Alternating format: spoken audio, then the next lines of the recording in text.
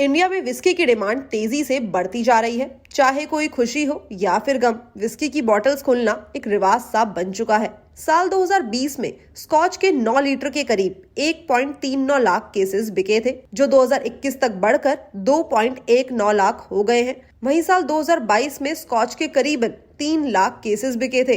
तेजी से बढ़ती इस डिमांड को देखते हुए फूड रेगुलेटर ने इस पर निगरानी बढ़ा दी है। अब फूड रेगुलेटर ने सिंगल मॉल विस्की और सिंगल ग्रेन विस्की की नई डेफिनेशन तय की है। Confederation of Indian alcoholic beverages company ने सिंगल मॉल विस्की के नाम पर दूसरी विस्की बेचे जाने के खिलाफ अहम कदम उठाया है।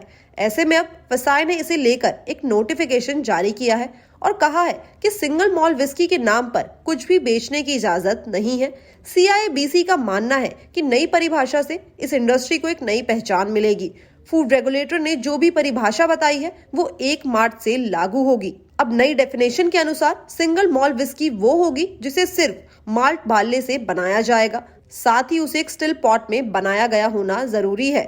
इतना ही नहीं बल्कि ये भी जरूरी है कि वो एक ही डिस्टिलरी में बनाई गई हो।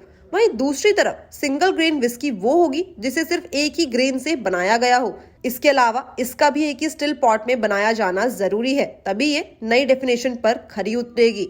इतना ही नहीं बल्कि सिंगल ग्रेन विस्की का भी एक ही डिस्टिलरी में बनाया जाना जरूरी है। इसके अलावा नए रूल्स के अकॉर्डिंग लेबल पर न्यूट्रिशन से जुड़ी कोई भी जानकारी नहीं दी जाएगी। वहीं अगर कंपनी चाहे तो एनर्जी से जुड़ी जानकारी दे सकती है। फूड रेगुलेटर समय समय पर कुछ सख्त कदम उठाता रहता है और ये कदम भी कुछ वैसा ही है।